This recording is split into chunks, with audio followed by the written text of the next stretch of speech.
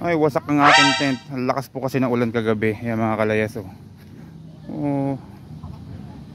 Nagpesto po kasi kami dito sa may sementeryo, sa may Sinireya. Ayan, nilagay ko ito kahapon. Tapos ito na nangyari. Lakas po kasi ng ulan. May kasamang hangin. Ayan, putol-putol ang ating tent. Wasak na wasak. Ano ba yan, oh? Ay nako, hindi na pakikinabangan to. Halos yung ating pinakabubong ito wasak na din. Paano na yan? Yan po, ang dami mga nagtitinda dito. May mga katabi tayo nagtitinda. Halos hindi lang naman po ito ang nasira. Halos may mga nasira ding tent. Ayan, wala na tayong magagamit. So nanghiram na lang itong aking kapartner. Ayan po, sa barangay ng hiram. Matibay-tibay na malaki. Ito po ay talagang tubo na. Oh, tubo na. Yung ating tent, paano ba yan? Wasak na. Lakas po kasi ng ulan kagabi. Tapos may kasama pang hangin. Talagang masisira. Oh, ano pa? Wala na. Hindi na pakikinabangan yung ating tent na yan. Wasak na mga kalayas. Makakabili na naman tayo. Yun. So halos ang dami ring nasirang mga tent mga kalayas. Ang dami namang dikit-dikit na nagtitinda dito. Bakit mo sinira ang ating tent, Rande? Marami ring sira. Ayun pa mga sira. Yun. Mga tinda ano rin ba yun? Mga tinda din.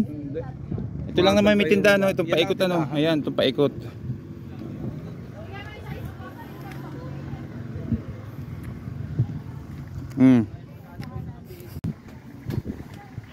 So yun na nga, pinagtulungan na namin yung tent na hiniram sa barangay. Talagang ito ay pagka bumuhos ang ulan, ito ay sure na matibay. Walang kagiba-giba, ay tubo na kakapal ng trapal.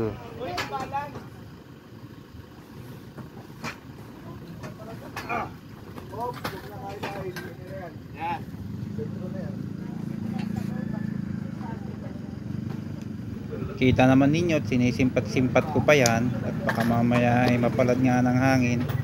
Tignan ko kung nakatali.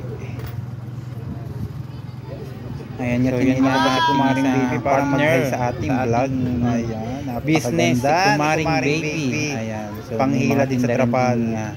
Ano mga tinda niya? So mga tinda niya ay street food. Si Kumaring Baby.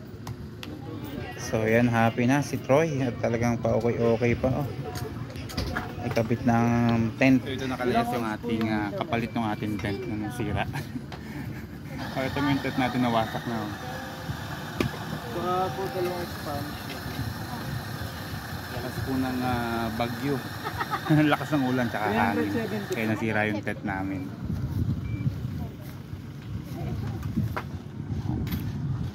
So yan ay lagay ng ating tent. So pataas din pala ito Hindi masyado mabanas. Ito ang ating kapalit ng ating nasirang tent. Ayan mataas din pala. Ito po ay tent ng barangay. Ayan tent ng barangay. Dahil ang ating tent ay talagang nawasak. Hindi na pakikinabangan putol-putol na bali-bali na. Tapos yung ating trapal wasak din. Ayan.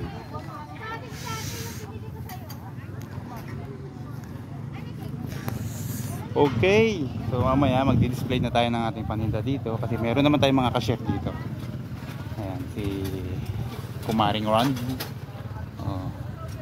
So mamimili pa si Madam ng paninda din niya. Set up na.